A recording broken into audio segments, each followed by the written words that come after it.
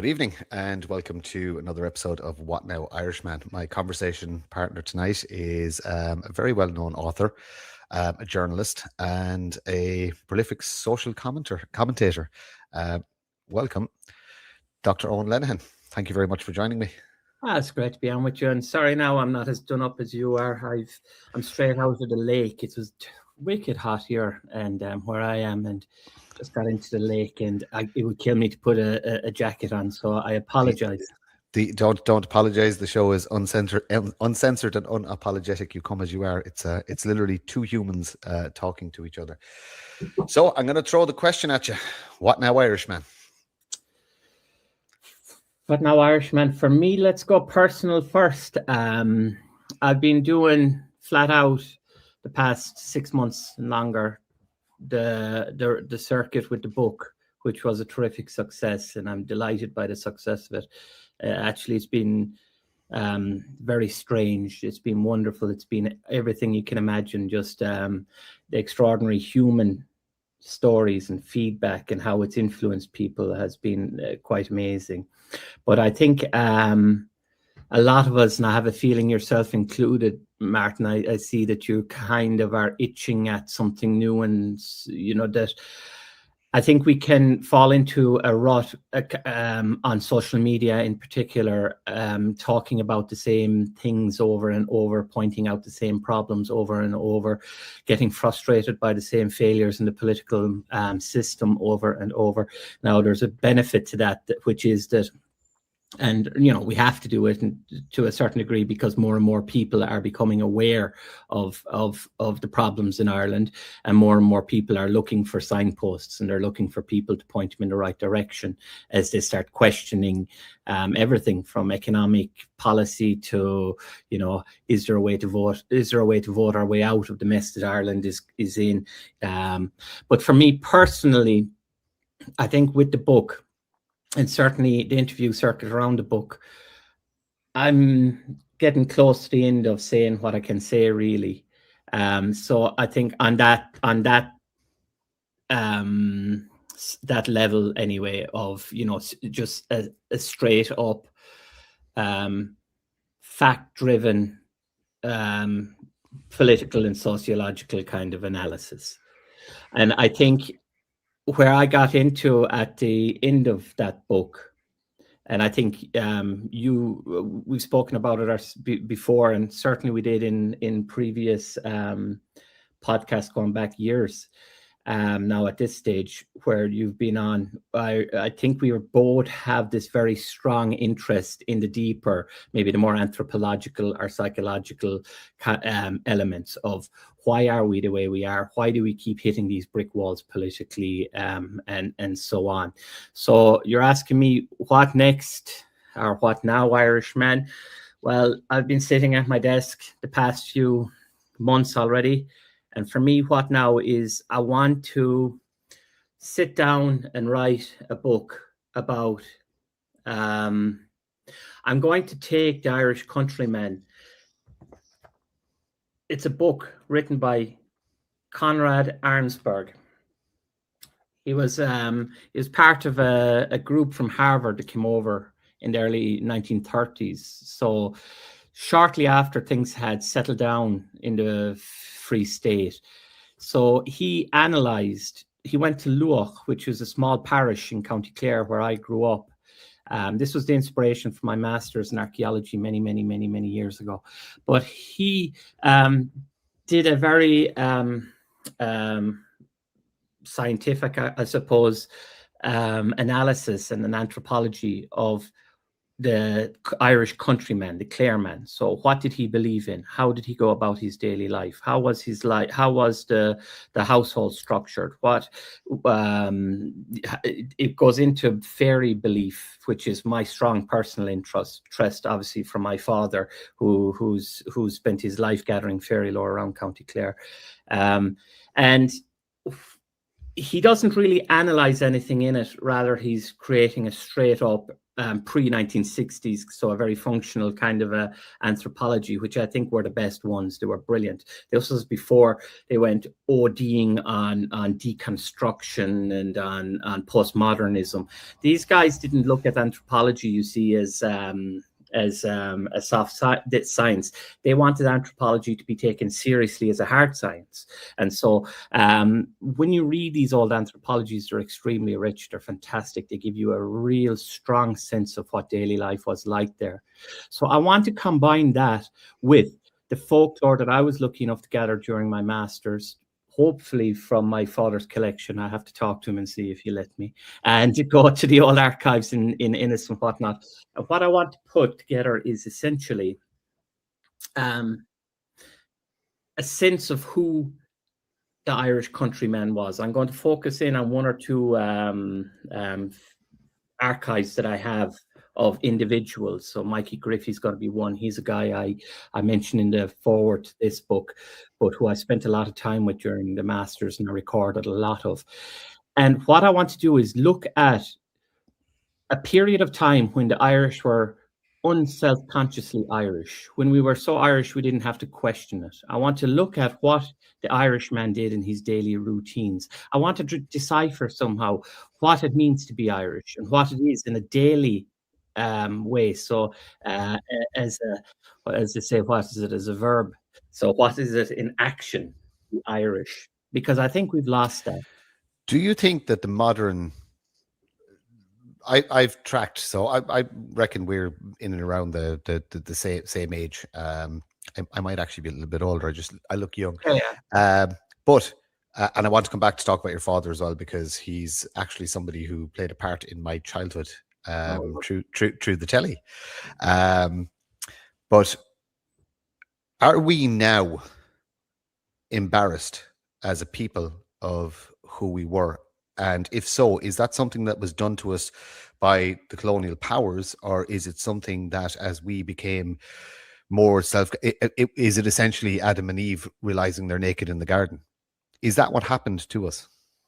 I think that's a big part of it. Now, I wouldn't blame that on colonialism as such, because for a number of reasons. One, that but for my personal interest, I mean, no, not everyone's going to have their own, obviously, spin and take on it. But for me, I think the biggest loss of identity and the biggest crisis of identity, and definitely the strong sense of shame, came with the turn towards the Celtic Tiger. And it started in the mid-90s where we started feeling this. And funnily enough, to me, there's two faces. So there's this outwardly proud sense of being Irish, which is, typified by Riverdance, and that, hey, we're here, we've arrived on a global stage. But also that came with a packaging up of our culture and a stage Irishness, and selling it as a product like Disneyland to the outsider. While at the same time, something richer, something more meaningful, and something deeper was lost. And that was the Irish countryman. And the Irish countryman isn't, I don't mean just a man, I mean a way of life. So the Irish countryman, as a farmer bachelor, he built his own house, or his father did before him. It was incredibly imbued with spiritual powers. They would put a coin down the corner. The West Room always faced where the mother and father was. It always faced to the west, because that's where the fairies passed at night. These were very, they had just as powerful belief in fairy lore as they did in their religion, and both of these things could exist alongside one another powerfully, or comfortably, sorry. To me, I would look at that and say, wow, we're amazing. We're something incredibly unique and special. The industrial way of life in a lot of our neighbors, France, Britain, Germany, completely denigrated and just destroyed all of that.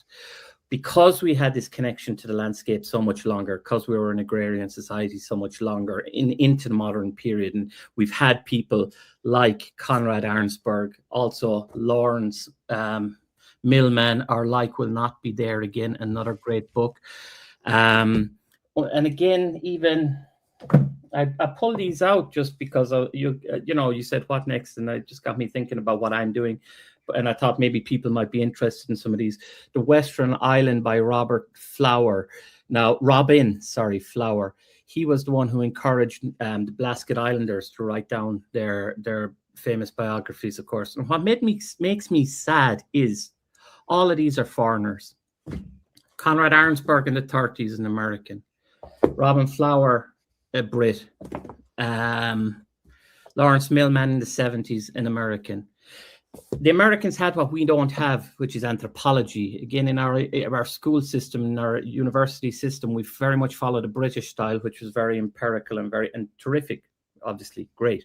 But the Americans have again, it has spun out of control through this postmodernism into something useless almost. But there was this amazing period in the early 20th century and up to the 1960s where American anthropology was able to access something that, the hard sciences and empirical sciences couldn't. So to go back to this, what I mean by the Irish countryman, and when I talk to this Mikey Griffey, I talked to a lot of old lads around the west of Ireland. This was now 2005, so it's 20 years ago and longer when I used to go around my father back through the 90s. These old men would very unself-consciously talk about their experiences with the fairies.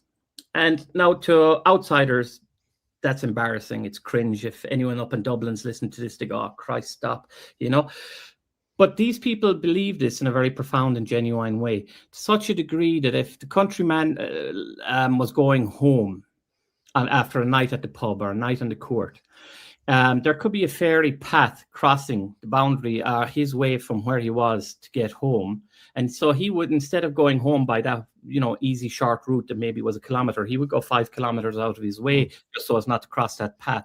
If there was a fairy field, he would not go through that. And again, because if there were stories that if you went in there at night, you'd be put astray and you'd be kept there until the next morning or whatnot. But you grew up in fairly rural Clare. I grew up in fairly rural Kerry. My father was rural Kerry, and I grew up in County Clare. So my mother's Clare and my father's Kerry. So, but there was places that I wouldn't go as a child. Yeah, precisely. Exactly. There was.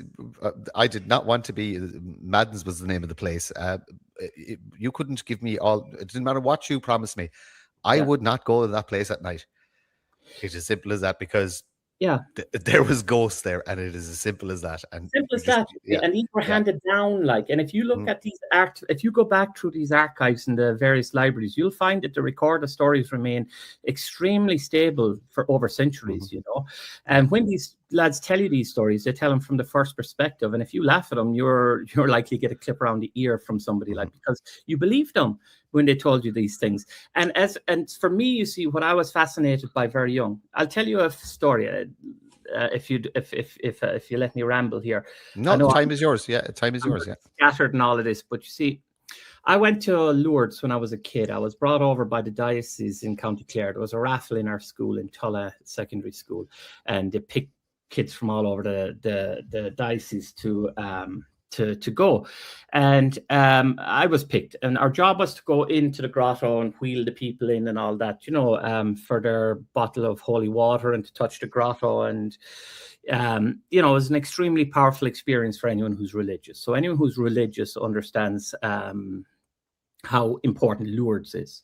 At that time, I was religious, or I was on the fence, let's just say. I was, I think most Irish people take it, you can a la carte. We're not terribly fundamentalists about things. Anyway, I was there sitting at the table one morning having my breakfast, and I wasn't sure about it, but I was very innocent kind of a lad, and I was very.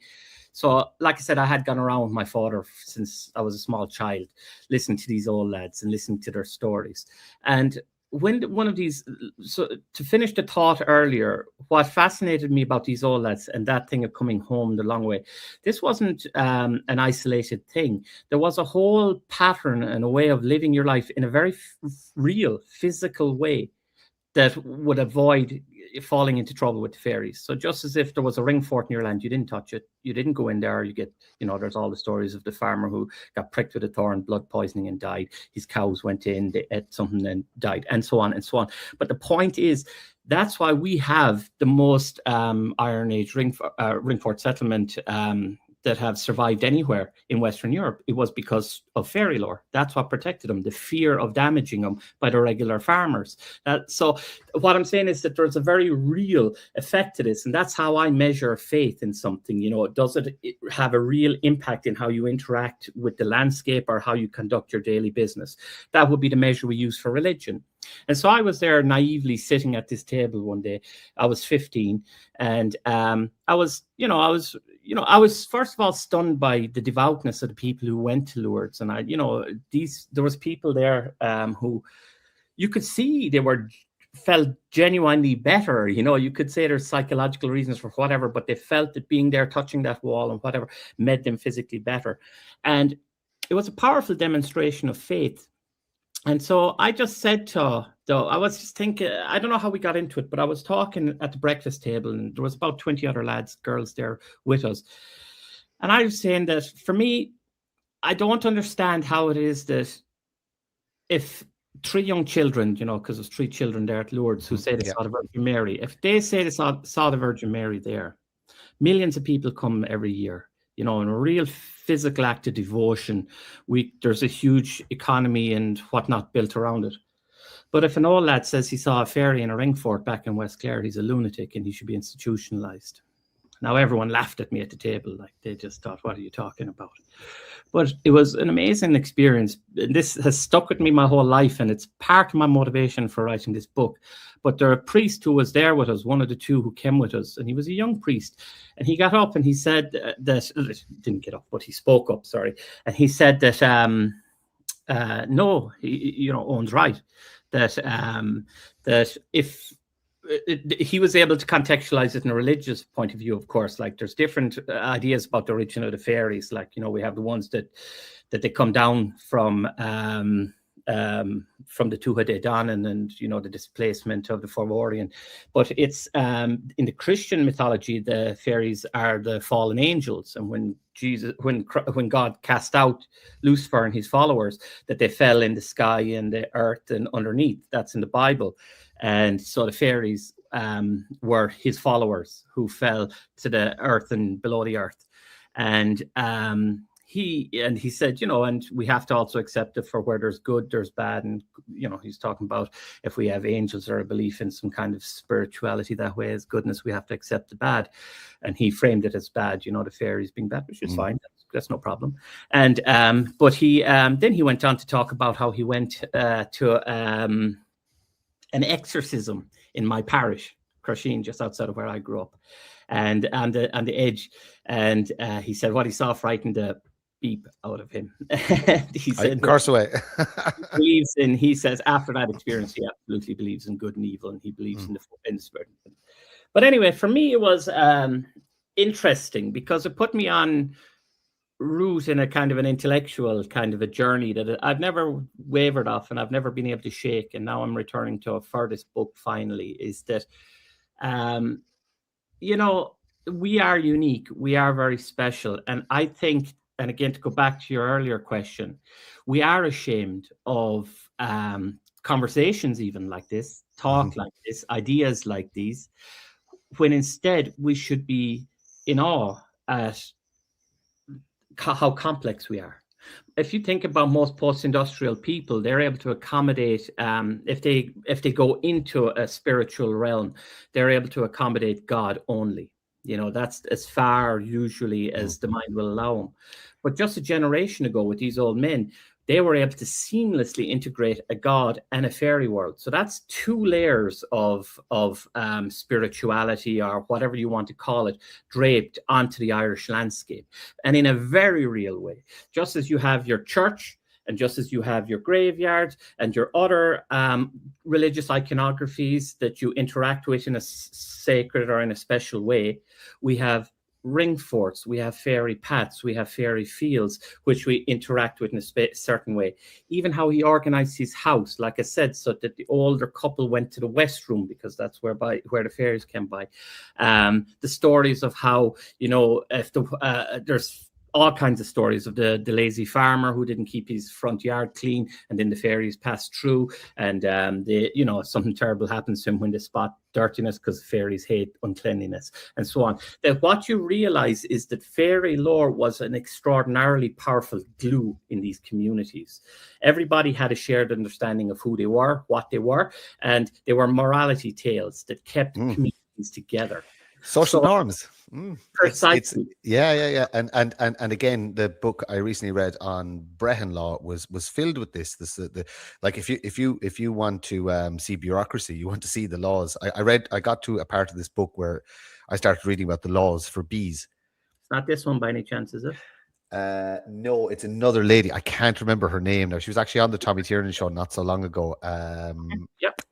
Oh, I can't remember. I remember the episode. I don't remember her name, but I remember the episode. Yeah, but the book is fantastic. It's written whimsically. It's written almost like a mischievous fairy would has written it, if you know what I mean. And it goes through all the laws. But social norms, social glue, it kept everybody in line, and it kept everybody in check, and it kept everybody friendly, polite, nice. You know what I mean? You didn't do bad terms for fear of. You can say it is the same system as we have. Just nowadays, you're penalized through revenue or some sort of other taxation or fine. As in, it went from being community-based to punitive, so to speak, on how society. That's right. A community always self-regulates. You don't need a strong government, because when you have these powerful social norms, you don't need the government tapping you on the shoulder. And this is perhaps where we need to go, and where we need to start looking at in relation to solving this country's woes. Perhaps it isn't. Now, I like the concept of democracy. I actually like politics as a game, so to speak. It's challenging, so to speak. So I have no problem with small, unintrusive governance. But for the most part, communities should be just what it should be: fix the roads, make sure the schools are operational. Just the government should be an administrator, one administrator in the back room of the local pub, making sure that the road is looked after and the school runs. Like that. Pretty much. And what you need is kind of a business type of guy who is a kind of a management CEO's type background. You know what I mean? Just go, look, this is the budget. This is what we can do. This is what we can do. If you want more, fundraise it yourselves. You know what I mean? But at the same time, I would say then you shouldn't be paying taxes, or you should be paying the lowest tax rate ever, or you should need to control. Communities. If I'm not going to say taught how to do it properly, but if communities went back to a simpler way of living, and this you mentioned the 90s, we lost our simpler way. We're a better people when we struggle. That's the easiest way I can say it. I think all people need that struggle. Now, one thing I want to do here, and to be very clear on, so we do have a tradition of great thinkers and philosophers like John Moriarty, who has touched a bit of this. And there's that gentleman who died recently, who I know had a couple of big books recently, 30 Words for Rain, or do you know who I'm talking about? I don't know, to be honest. Irish language.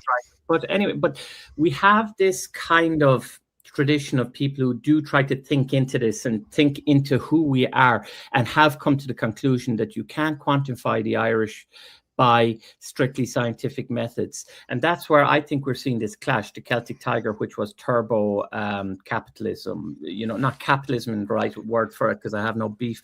The capitalism isn't the point. Our sin was going into overdrive on foreign direct investment, which is external in every way. It's not our industry. It doesn't come from us. It comes from outside, and it's imported and implanted on people. You clock in, you clock out. And that coincided with an uprooting from the soil and from the land. And by that uprooting from the soil and the land, the uprooting from these monuments and from what they mean, which then cuts the norms, the regulatory norms that we were unique to have via this folklore, as well as the collapse in religion, which is the universal norms by which all Westerners can communicate with one another. So I think that we do need to look at that. But like I said there, one of the issues is that some of the guys who've done it, and they're brilliant, and I think they're amazing, they've identified something important, which is that you can't just look at it from a strictly anthropological sense. I've been trying to, I don't want to fall into guruism, and I don't want to fall into, that kind of too esoteric up there. So what I'm trying to do right now, what I spent a lot of time coming back to, is looking at phenomenology. It's a line of philosophy, and Martin Heidegger is one of the major proponents, and he's controversial in his own right, but he also is brilliant, and he does have the key, I think, to accessing, which is a balance between the scientific and the philosophical, or the so I want to be able to write a book wherein people can take this and, like you say, community build with it, or individually they can start looking for a sense of meaning in a world where nothing makes sense anymore. Because, as I wrote for Grip last week, the Irish economy is not for the Irish, and it's not an Irish economy. It's a transplanted American economy that's for Indian workers and for everyone but the Irish. And we have a horrific housing crisis whereby, people, the natural flow of growing up, getting married, having your family, getting your own house, that's no longer a realistic option for many. So, and I don't want people to settle for what, but I want people to be able to get a handle get a foothold, get a beachhead in all of this change, and a sense of who I am and what belongs to me naturally. Like this Ireland, the landscape, this belongs to me. Through its stories, it is my inheritance. Every archaeological monument, through my inheritance, is mine. When I see people like Micheál Martin, like say, stand at the famine memorial in Roscommon, or I see Harris stand below and Béal na Blá, and they use these historical monuments and they abuse them to sell a globalist message of open borders, in which case these monuments will cease to have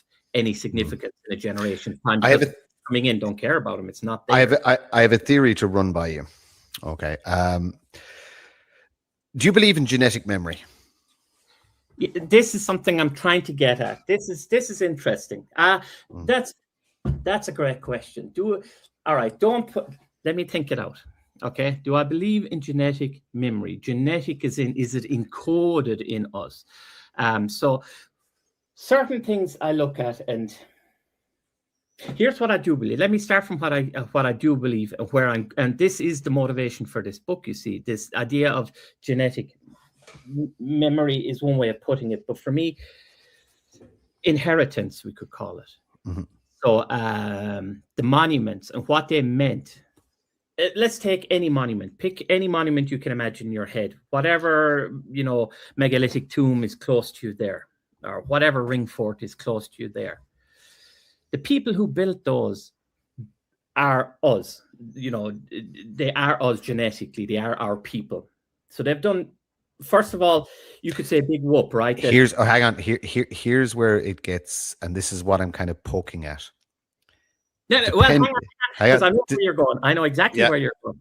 Yeah. So that's one thing. That's one element of it, and that's obviously going to lead down to the blood and Boden route. But aside. Here's where I find it interesting. These people they built these monuments to be remembered. No, that's what a monument is. When you build, Ulm is near me here in Germany. Ulmer Minster is the tallest Munster in the world until that Gaudi one in Spain is finished. And I think they just finished it, actually. When they built that Ulmer Munster, they were making a point. They were saying that, look at our devotion to God. Be amazed at how at our level of belief. So any monument that's ever built is done with that express intention. It's done, first of all, show the dominance of their belief in a moment is to say that our society, we are so great that we have the time, the resources, the imagination, the creativity, and the workmen to build this thing. Doesn't matter if it's Dolmen or the Ulmer Munster. That first of all, they're saying, we have achieved something great. Look at it. Remember us. And we remember ourselves. And secondly, us looking back at those monuments from thousands of years, that's what they wanted. Now, they can't, of course, we've lost the contextual meaning because they didn't have books to write it down or whatever. But we look back at those monuments and we implicitly understand that that's us. That's part of our journey from then to here. So as I said there on social media recently, and people will give you backlash. And, I don't want to bring, modern arguments into this. But so instead of talking about immigrants, let's talk about a tourist. Mm-hmm. A tourist from America comes tomorrow and stands in front of Paul na Bróin, and I stand in front of Paul na Bróin. I also happen to be visiting tomorrow. The American will go, wow, that's an amazing thing. You're telling me that's how many years old? That's, it was built around the time of the pyramids. They can appreciate it on an intellectual level. They can, but ultimately there's a sense of Disneyland about it. They could be standing in front of Disneyland and have the same reaction. But when I stand in front of that, I think you're getting into what you're talking about, genetic memory. I feel the echo of time. I'm curious. I'm trying to reach. I put my hand on that and know that I'm putting my hand on a stone that was moved by somebody who might be my 12th cousin, however many generations removed. That he wanted me to sit there in awe of what he achieved. That's the line that makes us Irish. That's what goes from then up to now. And I can experience that monument in a way that the American tourists cannot. And most American tourists come to appreciate these in a brilliant way, and they're fantastic. Now, here's where I'm going to be controversial, because, and this is just my personal belief, my family have done a lot of research and genealogy is into who and what we are. I'm so Irish, it's actually almost unbelievable. Both my parents' people come from islands. My mother's people come from islands off the Galway coast. My father's people come from islands off the Donegal coast. Wow. We're so genetically inbred, and this is the reality of it, that when my daughter and father both did DNA tests, so they're one generation removed, they actually came back as brother and sister. This is what I'm getting at about Micheál Martin and Simon Harris. I don't believe they're Irish. I cannot believe that Micheál Martin and Simon Harris are Irish. They're not Irish the same as me, and they're not Irish the same as you. I think there is and there's genetic markers to prove this. There's people primarily in the West. Martin, could you explain genetic memory for me first, or what your understanding of it? Okay. I'm not up. So we'll talk about it in relation to basic instinct. So basically, how when a horse is born, does the foal know to stand and know what to do? How do birds know where to migrate? There's no education system. There's no, you know what I mean? We're not that far removed from animals. We might think we are, but genetically we're not. You know what I mean? We're very, very, very closely related. Obviously, we're the one species on the planet that's completely helpless when born and need to be nurtured and cared for. Whereas, the animals are just born and that's it. The foal stands and the foal knows where to suckle, etc., etc. You know what I mean? There's no education system. So technology and an easy life has removed us from this. But our ancestors, only going back a couple of generations, they knew more than we do now, believe it or not, if you know what I mean. Their lives might have been smaller and more insular and more local, but they know an awful lot more than we do. They had they could tell you who owned field, right, and the story of that field going back. Yeah, they might know where they heard the story or how they had the knowledge, but they just had the knowledge. You know what I mean? And we've kind of lost that, or some of us lost that. If you notice the people who were most vocal in relation to fighting back against what's going on wrong in the country, a lot of them are from the west of Ireland, down the west coast, Yeah, the kind of Cork, Clare, Kerry, Galway, yeah. Donegal, Yeah. the border counties. That isn't by chance. That is not No, I agree. random, so to speak. I agree with that. Something has been awoken in a huge section of society in relation to, I would have never thought about, bar the stories that Phil McCool, Cullen and stuff like that, and even your father's stories from 20 years ago. That would have been the extent of my interest in our old gods and the fairies and stuff like that. I'm obsessed. I'm obsessed with it now because I want the power, and I have no problem saying that. I want that energy.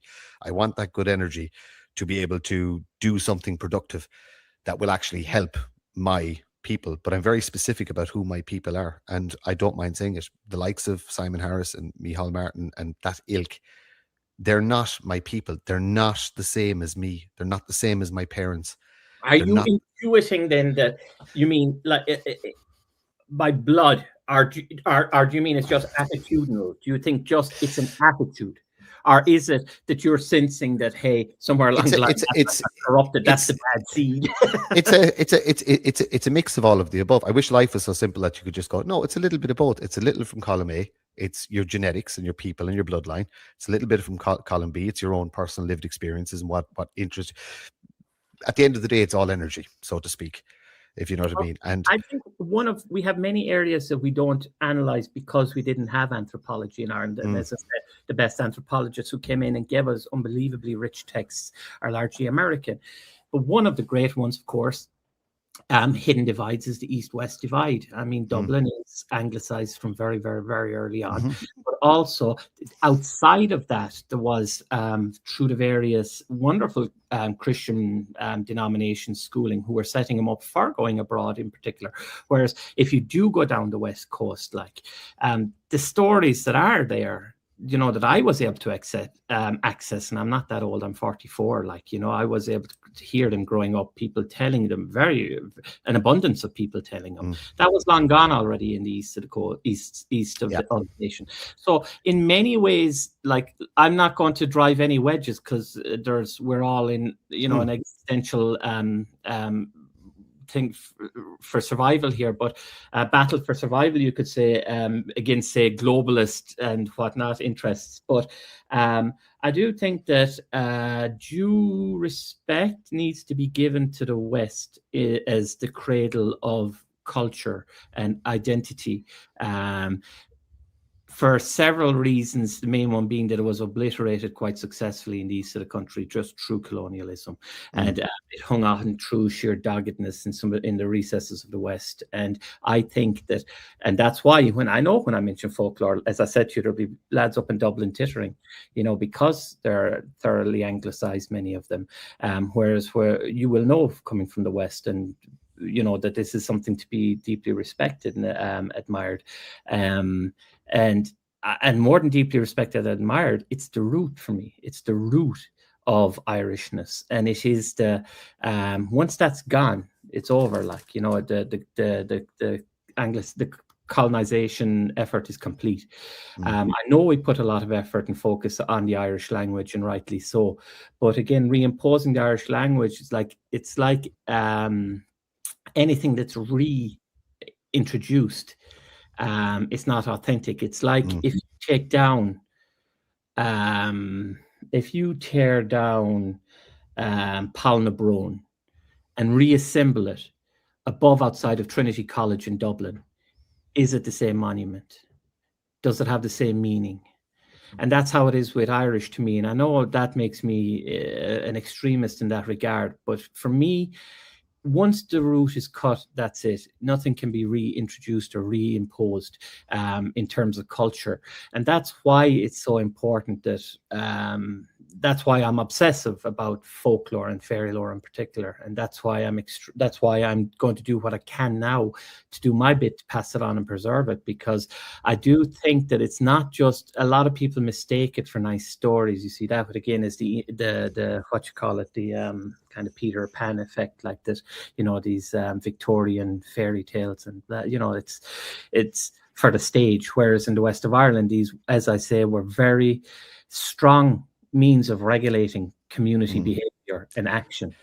And I think anybody who thinks they're fairy tales, they should read the Chronicles of Ulster. That is not a fairy tale. That is worse than any Shakespearean tragedy. As in like the how do you? Here's a question. I've actually put this to people before. For a country with such rich folklore, and we have some of the greatest heroes, where's the HBO TV series? Where is the epic movie? The big. I often thought the same thing. When I was young, I couldn't believe it. I remember that was when there was the boom of these first kind of independent illustration kind of companies. You know, there was out in Connemara and whatnot. There was this wonderful studio that did animations and all this. Like, but again, some of it was good. Some of it felt very Anne and Barry when they were trying to deal with Irish. Like, you know, again, it didn't feel authentic. It didn't. It was just. There was nothing that was authentically folk from the people, from from the source of what makes us Irish. And yeah, so I thought the very same. And every time I see these Vikings and what's that other one that was brilliant that they had in England where he was the he was Uhtred of Bebbanburg, was it? Uhtred of Bebbanburg.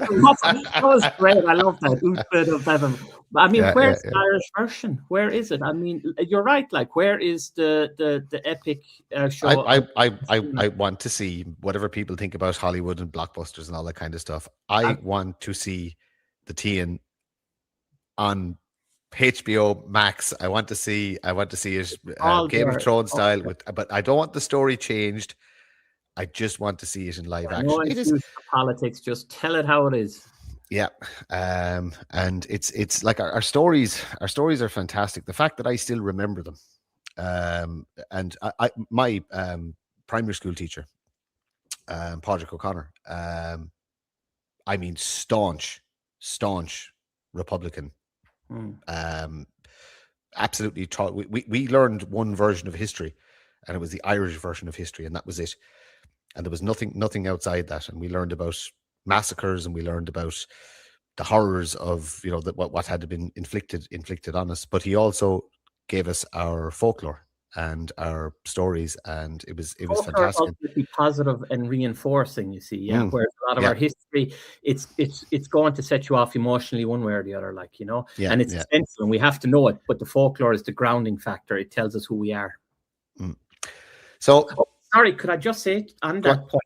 I do think I often grew up wondering where are those things, but then I think about the Riverdance effect, like, and how I would be wary of just packaging up our culture again for export. Like, it was funny. I was thinking about like, look at Guinness, and all around the world it's become this brand, which means it's become nothing really anymore meaningful. It's not even owned by the Irish. And I saw this week that Tato crisps are apparently now making their way over to London. They're very trendy, and I just thought to myself, how sad, because that just means they're going to be bought out by Lay's or Walkers within 10 years. And again, that's another thing. So we have this weird, this is part of this. I don't know if it's post-colonial mentality, what it is, but we have this thing of needing to be, seen on the national world stage like that, even if it means giving away the shop, like, even if it means giving everything away.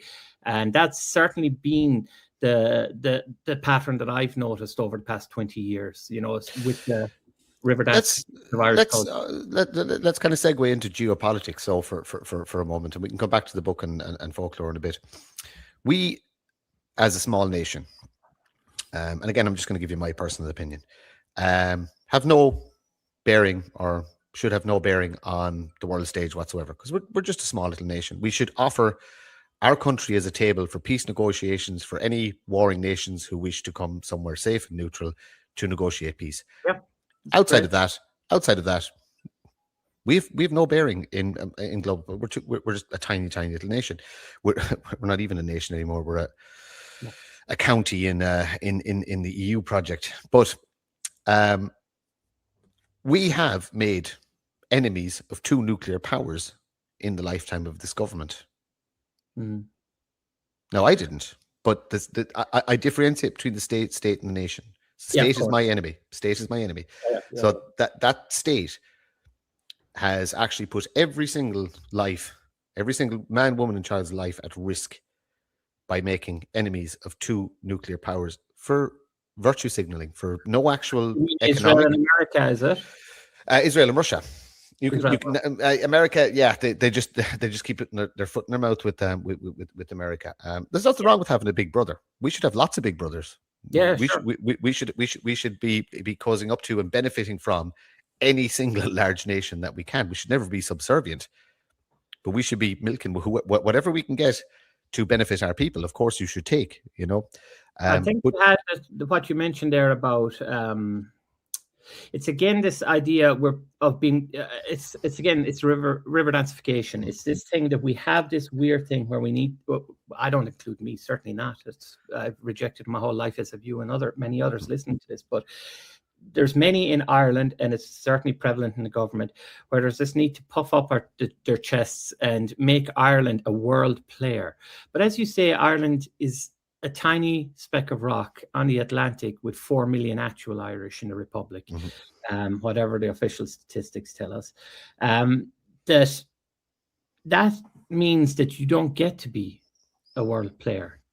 So this is something that historically we were very good at, like you say, was having the sense of punching above your weight. There's a difference between anyone who goes puffing their chest out and throwing money around to third world nations, as these governments do, to try and win favor. We have, under this Ireland, 2025 plan, not the 2040 plan, but there was one which was expressly to expand our influence through our embassies abroad.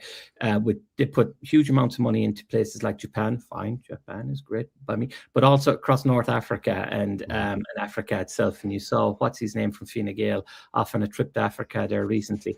He wants to increase Ireland's reach and influence in Africa. Why? What have we got to sell them? What have we got to offer them, and what have they got to offer us? I touched on this with Jared. But they've got people. The government said out loud they want to unnaturally increase the population to 10 million people. They need a cheap labor force. This is the bean counters. The bean counters in the civil servants realize there's future issues in relation to aging population, pensions, etc., and the solution they've come up with is we are going to import cheap labor. Just the Ponzi scheme continues on, because that's all. It's like when they say that the health department or the health services would collapse without immigrants. The only reason we need all of them is because you have imported 1 million people in the space of 25 years. So of course you need more health workers, and then they just keep the Ponzi scheme going. If you always, if that's always the line you come back to, the health services will collapse. See, they can never be defeated, because they'll just keep importing people and keep pointing to, the health service will, of course it will. Stop importing people, just stop it. It's a Ponzi scheme, and people need to be more, I think, direct in pointing that out.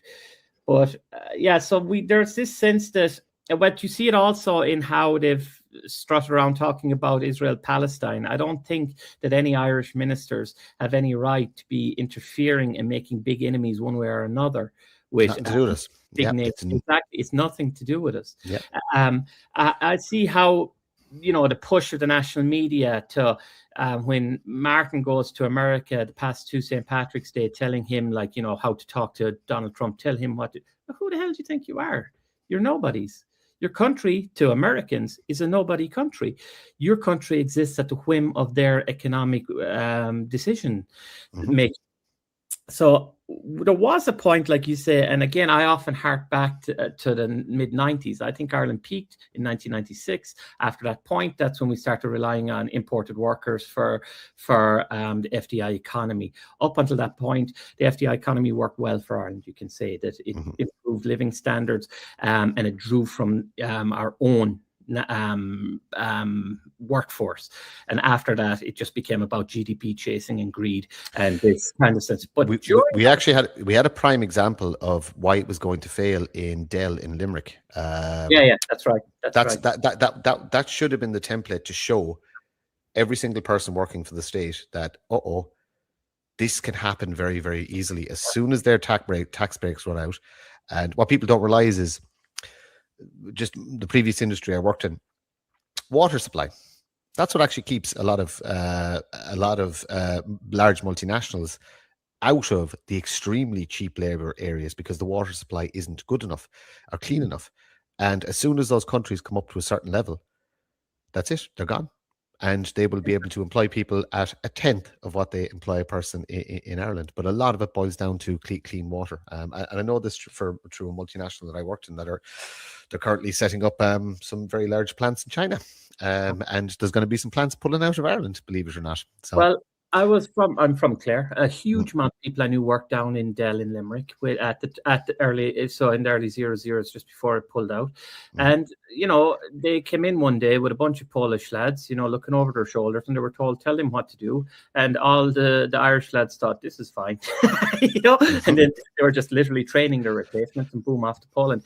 But nobody learned from that experience. Just as nobody learned from the crash. Like after the crash, everybody was quick to say, "Oh, well, it was the housing crisis that did it." No, that was only half the tale, and that was a very important tale of greed and corruption. But the FDI economy was also saturated to that point. And just after the crash, what they did was they just said, "Well, let's double down on FDI economy to recover, and let's just double down on importing people to recover." And so that's, instead of learning from the crash that we need some kind of self-sustainability, they just decided to continue putting the economy on autopilot, which is in the hands of the Americans, which is just... Why didn't voters learn? Well, that's the thing, right? So that's what Vandalising Ireland was about. But I need to, we can point to various, obvious and measurable and very rational things, like how RTE, which is bailed out by the government, Fianna Fáil and Fine Gael, know they're dying parties, but know that the overwhelming majority of their base, the over 65s, get their news from RTE. So if they prop up RTE financially, and if RTE pushes the government narrative, they can keep in power. And that's what they have been doing very successfully, particularly over the last 2 election cycles. So, we can break it down, like you said earlier, in a kind of, oh, isn't it exciting and interesting way. But then we need to also look at it. I think now I'm just a bit burnt out from all that now I think we need to look deeper. Like, we need to look, because, for example, look at all the people who are voting left now. So again, the rational mind and the analytical mind and the sociology politics mind says that after the crash of the Celtic Tiger, there was no right-wing parties to pick up the pieces with a rational economic model. Therefore, the left benefited by default. But they're still benefiting, Now, I know they're not growing. There is only about 30% of the population. They've maxed out roughly there, which is why they're splitting between each other. Like, they're going around now, the Social Democrats are crowing that, we're taken for Sinn Féin. They're all just sharing the same pool of voters. Like, it's what the right is running into as well at the moment, But I think that I look at a lot of the young people there who are voting left. None of them... one of the things that I find ironic, and we run up against a lot, people talk about culture wars and importing culture wars. It's always left-wing journalists who talk about it, without realizing that the entirety of left-wing politics in Ireland is imported from the US. All of this social justice theory that we're seeing taking solid root in our Irish universities is imported from the halls of Harvard and the most left-wing Ivy League colleges in America and the most radical thinkers in America. We see Eoin Joseph teaching courses in Dublin, which in UCD and Trinity, which are literally copy and paste BLM lectures from the US, which no bearing to us, our culture, our history, our identity, or anything else. And I just think we need... I want to write this book in a way that's coming up. I want to be able to create something for the Irish to hang on to that's theirs, that could potentially bring some of these left wing young people as well to the side, because they should understand that culture, history, landscape, identity, archaeology are inherently conservative, because are right wing, because that's what we want, that's ours, and we're going to put that before any economics. We're going to put that before any theory, imported or otherwise. We're going to put, like, these are the bedrock of what identify us. And so you could say there's common ground there no matter your politics, but I would say that we need to create a worldview around that can pull these kids who are ultimately lost back in, because You can see from interacting with a lot of these ones who go to these lefty protests, or you see from the abuse and harassment online, that everything they're thinking, everything they're saying, even their terms of abuse are American. It's all imported online. And what that tells me is that, we live in a very atomized society, I talked before, and something that a lot of Irish people haven't realized, and even people on the right haven't realized, is that we are very atomized. A lot of people spend a lot of their social life in front of screens. But before that, went into turbo drive, say, post COVID, when, the lockdown kind of forced a lot of that onto people anyway. I think it happened earlier in Ireland. It happened during the Celtic Tiger, where during the boom years, a lot of these faceless housing estates went up in very old communities. And a lot of the people who moved there, you see, they would have been moving from Dublin to Clare, or from, Meath down to Kerry or whatever. Their life wasn't in that place. Their life remained back there in Dublin and back there in Meath. And that, this was just a bed to them. It was just a place to sleep while they went to work in the FDI factory in Clare, in Kerry, whatever. So I think there was a crucial moment where we lost connection, a lot of connection to who we are and what we are.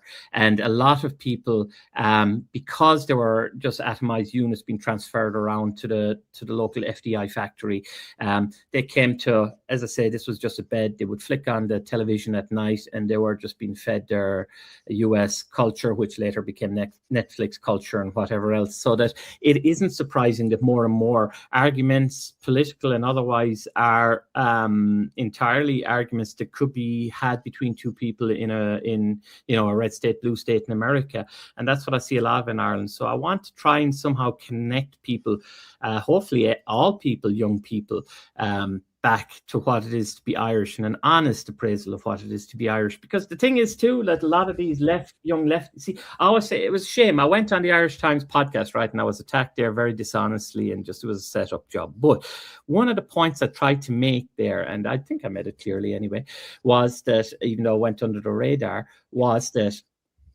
all I do is point out, and in that book, all I've done is point out the problems. The problem exists no matter what your political orientation.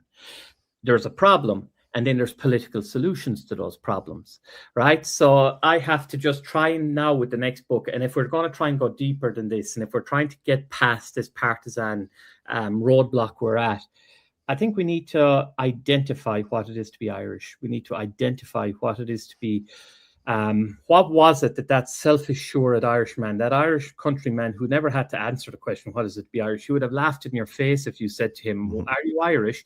Like, you would have laughed in your face, because it was so, he wouldn't be able to articulate it, but it was so obvious to him. And he just, he was just, everything he did was Irish. I want to go back to that time. I want to pull out, because you see, even in the language of the left now, how anytime you bring up a solution that's any way conservatives say, what, do you want to bring us back to Dev's Ireland? Do you want to go back to the 1950s? And, go on about Magdalene laundries and blah, blah, blah. It's very dishonest, and it's very disingenuous, because it strips people in that time of their own agency. And it it pulls out the negative, and it explodes it to way beyond what it was. We need to go back to what I wanted to look at, the everydayness of the Irishman.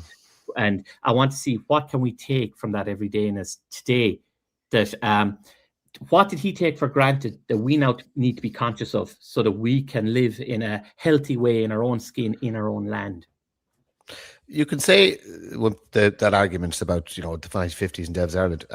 In the same time, and this is my period, my parents' period, they'll tell you that nobody locked their doors.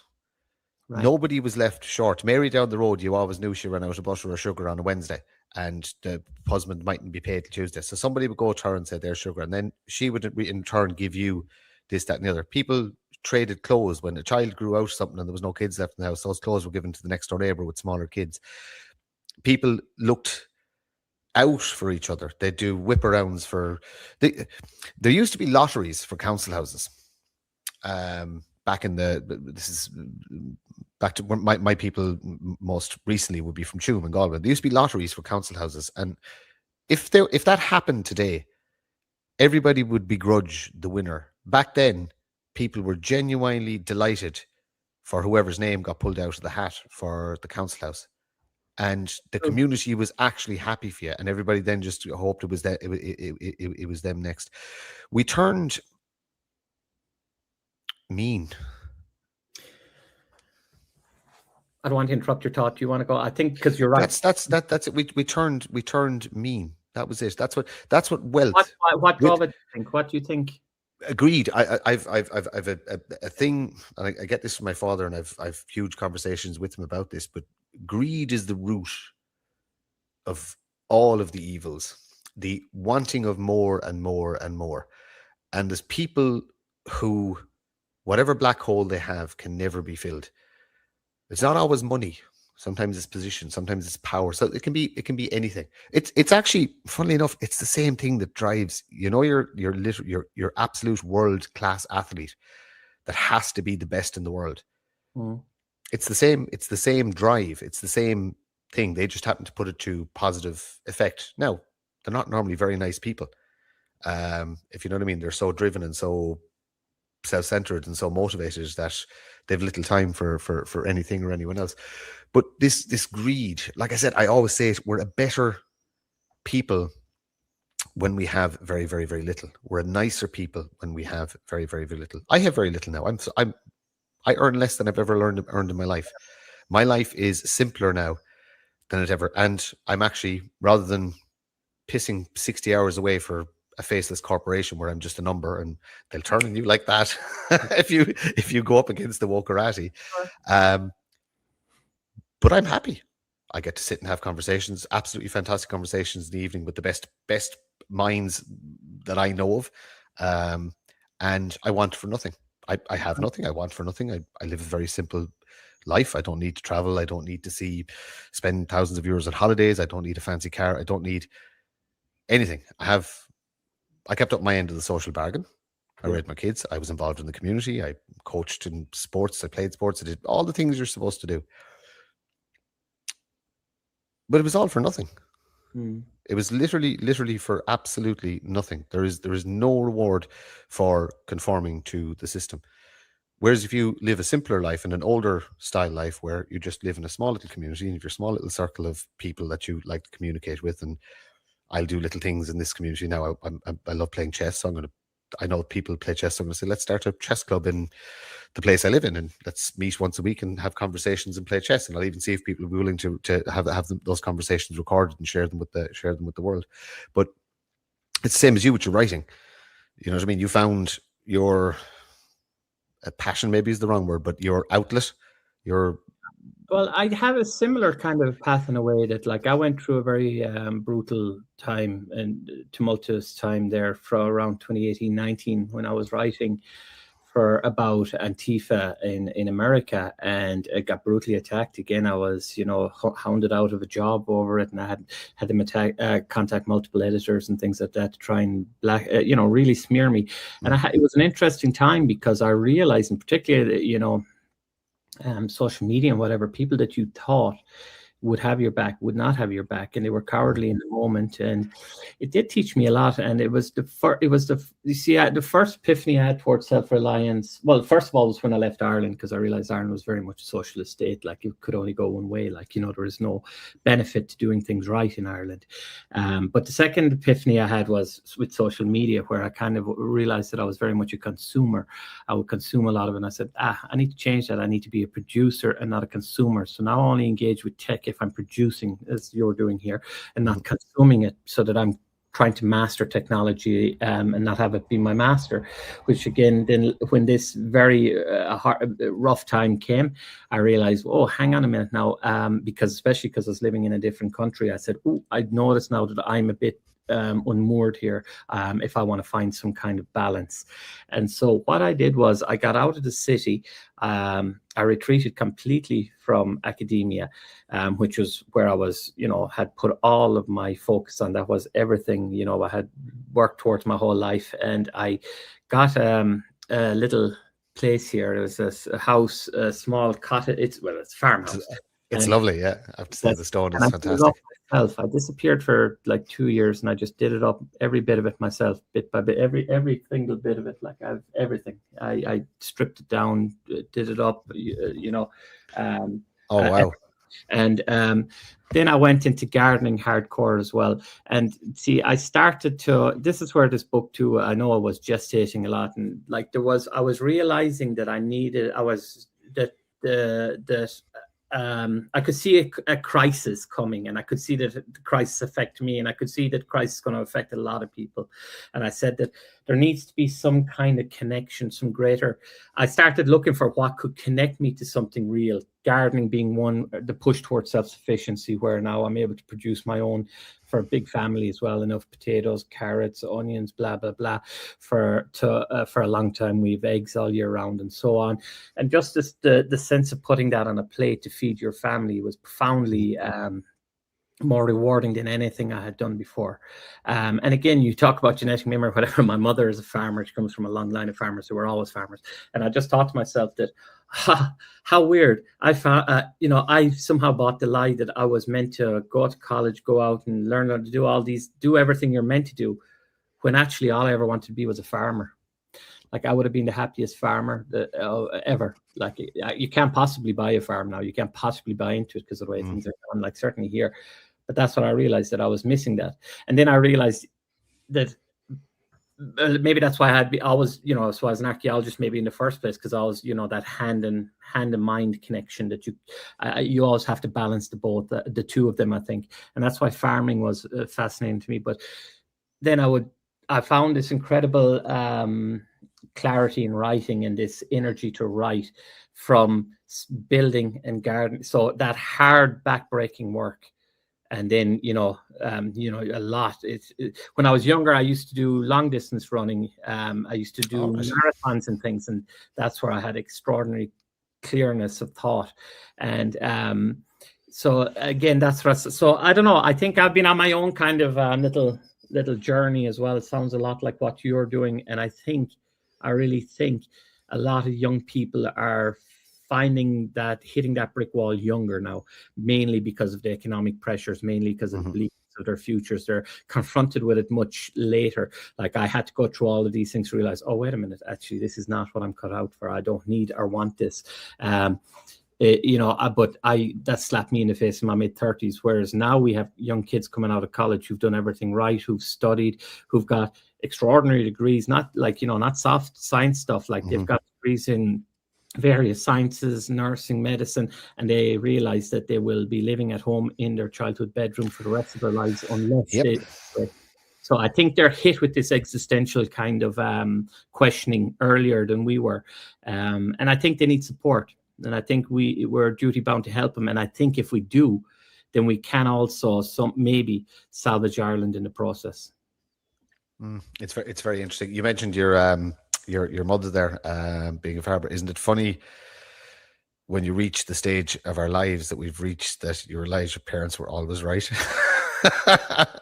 they were right about everything. I have the most. I'm very close. Funny about her, I never talk about my mother. Everyone knows my father, but my mother, what was interesting about her is that she's an absolutely brilliant woman, genius mathematician. She she used to go into school in Closhtamore and Ennis in the back of a pony and trap, that's how they did it. But all she wanted was to get the farm, but she was never going to get the farm, because she was a daughter, and there were several older brothers anyway in line, but she was never going to get it. But that's all she ever wanted to do. Wow. So anyway, she went off, studied. She was, one of the early women in NUI Galway, obviously not the first by any means, but one of the early women there, did brilliantly. She went and she was offered a job in one of the first, which one of them was it? It's not Pfizer. One of the big tech multinationals that opened up in Newmarket and Ferguson. She was offered a management position inside in one of those. What are the tech ones? Intel, was it by any chance? It was pharmaceuticals. Oh, pharmaceuticals. So Boston Scientific, GSK. It's probably GSK is probably one of the old Johnson & Johnson maybe. Somebody listening will know anyway. Yeah. Or if they're interested, look it up and find it. But anyway, she was brilliant and offered this management position. She turned it down. Because again, I had no interest. She had no interest in that lifestyle. Again, I think she didn't think it consciously through, but she intuited that was a different world, not for her. Yeah. And so she instead became a teacher, maths and all the various sciences.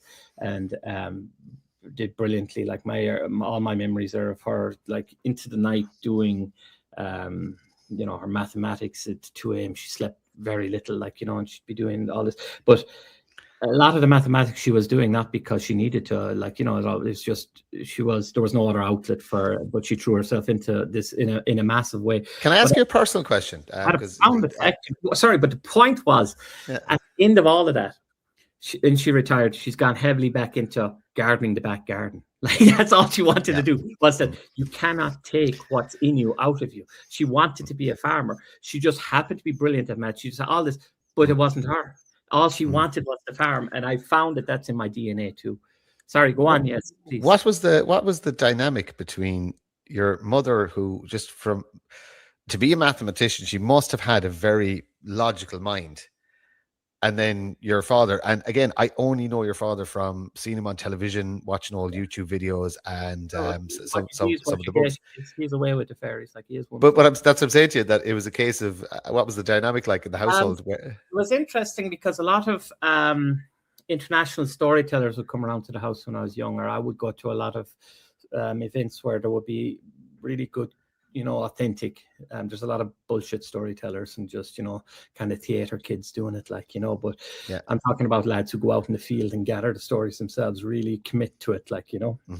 And so I've met some really fascinating people like that, and all of the truly authentic ones like that were the exact same. They all married somebody who was very logical, very scientific or mathematical thinking or whatever. And I guess it's because you can't have two people who are half away, only, you know, half there, because otherwise it would be chaos, you know. Like, I mean, my father is a fantastic character, but, like, you know, God help him. life his own, my God. Life is as messy as his hair and his beard. Precisely, he wouldn't. You know. That's see that. But that was the interesting dynamic. Always Fascinates me. Artsy, extremely linear. Not that my mother was. She was very country. She was a proper country, like, you know. But you're right, like that. The mind speaking. I want somebody to do a study on that, and make it short so I can read it, please. But I've noticed that was something that's interesting to me too, because I remember Joel Ben Izzy. He's an American storyteller who I grew up listening to as well, and he by pure fluke, I was teaching in the Bavarian International School in Munich there when I just not long after I came over to Germany, and he just by pure fluke had been invited in by one of the American teachers to tell stories to the kids. I couldn't believe it, like, you know. And so then I said, oh, geez, you know, I'm Eddie Lenihan's son. He couldn't believe it. And then we went off and had a cup of coffee and a cup of tea. And that was the conversation we had. Somehow, I don't know how it came up, but that was the conversation we had. I think he initiated it. I think he asked me about it because he was obviously fascinated by it and thinking about it too. His wife was, again, scientifically minded and very linear thinking. That's amazing. It's just like I that's going to be rattling around my head now for a week or two as I try and quantify that in my own brain and kind of go, there's something to that, and human nature, and there is, but certainly with children, like, look, you can't bring children into the world if both of you are, like, you know, way out there, you know. True. Yeah, there's certain levels of maybe there's that instinct there too, like, you know. I don't think that's planned. I don't think it's, you know, obviously, I don't think that's anyone who gets in a relationship is thinking like that, you know. But instinctually, there must be a sense that, like, I think they enjoy the stability. You know, the creatives always enjoy the stability of their partner, I think. The abdication of responsibility by the modern parent. Oh, I was over there's another paper. I was in New York there just with you might have seen the talk I did. I was invited over by the Ireland US. Yes, correct. Yeah, I did see it. And it's very interesting. They had a Fianna Fáil, a young lad there as well, who gave a talk, and I gave a talk, and mine was very well received. And it was interesting. A lot of the young business people in that Irish American community are heavily pro-Trump, heavily swaying populist conservative, whereas the older crowd, and you'll see this in the ancient order of Hibernians as well, the management level, the older ones are all heavily Democrat, and the younger bucks are all heavily Republican. So there's a lot of tension within these groups in Irish America at the moment. But it was interesting. I sat with a table of a very mixed table, and something that surprised me is how much further down the line the Americans are with that. I think we're still at a phase where you and I would be shocked still when we walk into, if you're sitting in a cafe, or restaurant, or a pub, and you see the child who's not even talking yet, maybe, or just about plonked in front of the screen on a high chair for the entirety of the time that the parents are there, and that we were talking about the EU's push for, and Ireland's push for mandatory IDs for regulation. And I was trying to explain to him, like, look, that's a backdoor to de-anonymizing everybody on social media, that, if everybody has to sign up with an ID, it's not to protect the kids, it's to know exactly who's saying what online. But they couldn't get over, well, don't you want to protect the kids? Don't you want to? And I said, well, it's the parents' job to protect the kids. It's your parents' 100%. Job. And I would have thought this was a very uncontroversial thing to say, but even the Trump younger lads were like, oh, no way. They have totally abdicated all responsibility surrounding technology. They think it's untouchable. Like, there was touches of that when we were young. I remember when the first like PlayStations and all came in, there was that thing of like, oh, if Johnny doesn't get one, he'll be bullied at school and left out, so I'm going to get one. But this is well beyond that. Like, now it's become this, like I say, down to the child in the watching Cocomelon or whatever it is in the high school, that it's a babysitting tool. It's become an extension of parenting. It's unquestioned. It's so ubiquitous.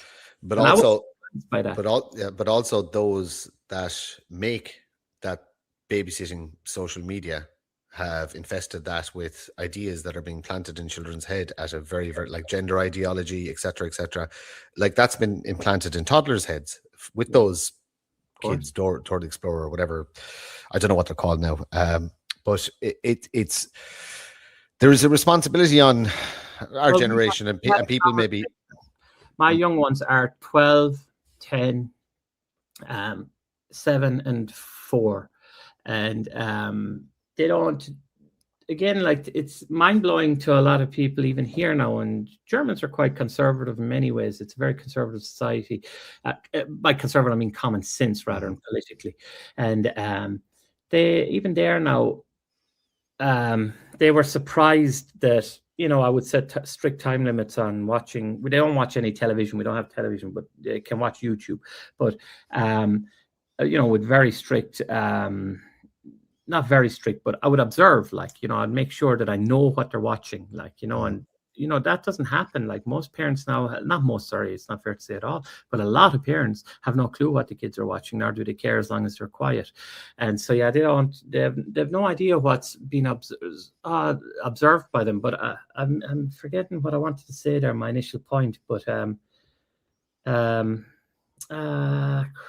oh yeah, so one of the interesting things was this it's gone so far, this comfort, I suppose, with social media, that one of my kids came home from school, and she's the only one in the school who doesn't have an iPhone, and the 12-year-old.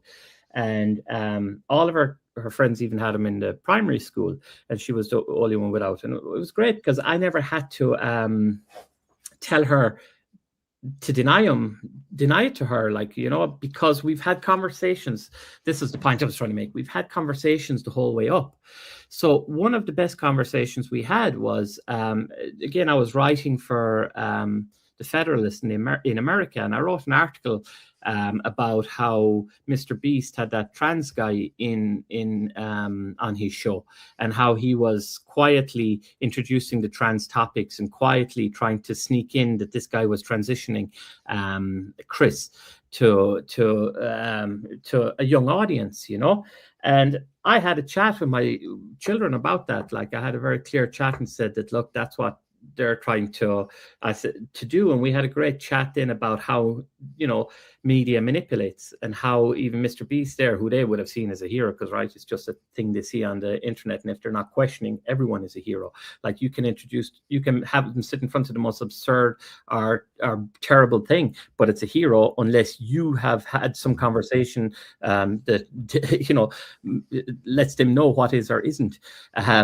good or bad. And so it was really interesting. After that, that had a very profound effect on them. And they said, without me having to kind of push it, they said, we're not going to watch that anymore. And they went on, and they ended up watching some more brain rot, like Daily Dose of Internet and these things, but at least more harmless. And then but again, I observe and we have conversations about that. So what was really cool was that when it came to the point of the oldest one going to secondary school, she didn't want a phone. And then she can reflect very strongly on how the moment she decided she didn't want a phone, and it was very sad to me, but it was very cool. And obviously I was very proud of her, and by extension, I was kind of proud of having this open kind of talky relationship with her. But she was at the bus stop, because here it's very safe. They all take the bus into town to go, and there's large numbers. But she went in, they was at the bus stop, and they were very childlike as they are. We grew up in a country area, we left to go to the village, to live in a village, so that they would have a very innocent upbringing. And so they'd be running around the bus stop, having a good laugh, chasing each other, whatever, just whatever kids do. And then one morning, one of the kids showed up with a phone. Their parents had allowed them to have a phone. And she said, boom, that was it. It was over. They all sat on the bench at the bus stop, just glued to this thing and just crowding over each other's shoulders to see just whatever Instagram reels or shorts or whatever you call them, nonsense that they were flicking through. And she said that was it. She said she lost her friends that day. Like, it was over. That after that, there was no communicating with them, like in a real way, because they very clearly, would be showing signs of addiction to these things. And she said that it was at the same time, it was a great, wake up call for her, that she does not want that, because she was able to see how they basically zombified, like once the screen comes on, and she said she just did not want that. The outlets are so important for children. Like I was lucky in the sense that I discussed my children's ages. They're quite a bit older than yours, but my eldest guy was with me all the time because we were rugby obsessed, and we were involved in a rugby club, and he started playing in '6. I was still playing. One of the great things was I got to play for 2 years on the same team as my son. So there was, but that was a lifetime investment. So there was no time for phone. There was no time. I was busy with work, and then literally come home, we're out training, we're going there with matches on Sundays. There's mini matches Sunday mornings. I have a match Sunday afternoon. There might be something on Saturday. So that was that. My daughter and my youngest son had music. With music in the house. So they both picked up instruments. My son is just an amazing guitarist. But again, they would have had phones, they would have had access to social media, etc. It never consumed them. Yeah, it was just something that was there for a few minutes, and then it was not. I'm doing something else. You know what I mean? Is it conversations, or was it just the culture, that unspoken vibe of the house? Just the vibe of the house. It was just that we didn't need to have. Obviously, look, you'd have the conversations of be careful online and don't share this and don't do that and stuff like that, and just the normal stuff. But it was because they had other interests. Yeah, they would actually tire quicker of the phone nonsense than they would of the keyboard or the guitar or the, whatever it was. And then my young fella got into agriculture. He's been working for a farmer since he's 14, so he's allowed to drive tractors. So that was it for him. You know what I mean? I don't even need a phone. I just basically, all I need to do with my phone now is record me smoking a Benson and doing bales. Like, and I think it's fantastic. Like, I that's arguably the ideal situation, you see, because they have been introduced to it, and they're not, that it's in the background, so they can also benefit from the tech, because there are benefits obviously to the technology if it's used smartly too. Well, I look for communication, for knowing whereabouts. For it's actually great because of what I do. My children now send me some information that I don't get. Like, there's great young people out there doing great work that they wouldn't just be in my sphere, and my kids send me stuff. Have you heard what this guy is doing and what he's saying? You know what I mean? And this guy's in certain search college, and he's doing this, and he's and it's fantastic. Look, it's the mobile phone, computers, etc. Look, it's the greatest piece of advancement technology. The knowledge is at our fingertips. It's up to us on how we use it, and that's what I go back to. If you abdicate responsibility as a parent, that's on you. It's not on the content creators. It's not on the state. It's on you. It's on you. That's your job. But yeah, no, you're right. I think that it's, like I say, I had that epiphany, back. One of the landmarks when I look back of like saying, I'm going to control this. Like I am, so I'm going to be a producer and not a consumer. That's something I would wish everybody could flip the switch on, because it is a very powerful thing. Because then, as you say, you understand truly just how powerful these things are, because you can get whatever your message is going to be out there, or whatever. It doesn't have to be a message. I mean, just using the technology for building a small business, for whatever it might be. It doesn't matter. It's just that, I was thinking today just about how there's one of my favorite things to watch is there's a live camera on a stork's nest up in the middle of the town here. I know they're brilliant. What was it? Very calming to have in the background when I'm writing. I think Derek Mooney or something used to have a show, something like that as well, wasn't it, on RT? And I know we shouldn't be saying anything good about RT, but there was things like that where you watch. But I actually have my patio doors open at the minute, and there's swallows in the shed. It's downstairs, but I can just sit and watch the swallows coming and going for hours, because it's just fascinating, just watching them coming and going and watching their flight pattern out, and they have to turn so sharply to get out, and you know what I mean. And sometimes I know they're sitting watching me and they don't like me there, and I'll take a step back and they'll fly back in, and it's nature is fantastic, and we should all take a few minutes to stop and smell the roses and watch the beauty of the world. Everybody's in such a rush to go nowhere. I think that's an important thing. That was something, funny enough, I was thinking about today, because I'm reading Being in Time, this Heidegger book up there, and he was talking about depersonalizing or de-distancing. Doesn't matter, but the point is that he was talking about. It led me to think about in the countrymen, like in the old ways in Ireland, the speed of life was totally different, the pace of life, and not just obviously the modern tech and everyone's scrolling and all that. But even in the household, like, silence is speed. That silence was allowed. That they could sit and look into the fire for hours. They could sit, like you say, and watch the swallows. But that silence would have been then made richer by when the neighbors came around and you had the storytelling, when you had the celebrations that now don't exist. See, now I think about old people and we talk about an epidemic of loneliness, but in old Ireland, people were very comfortable with silence because it was intermeshed with then great bursts of life and energy and community and all of that. The problem is the community is gone, the silence remains, and that's loneliness when there's only silence, when it's not brought out this richness. Because silence is meditative, right? People meditate all the time. There's beauty, there's something to be found in silence. But only when you contrast it with like that, what we had, this unbelievable richness of the neighbors coming around to play musical instruments, to tell stories, to whatever it might be, to even, you see it in the Blasket biographies, like, they talk about how they would come and read the newspaper. Like somebody would just read the newspaper out loud to the house, like, and a lot of that was destroyed first by the radio, then by television, and then, of course, by the internet, because then you have this white noise constantly, be it visual or audio, to fill the gap of that human connection of the people coming around. So it can mask loneliness, but then ultimately, you can't outrun it. So I think there's a lot of very interesting elements there that definitely around silence, around pace of life.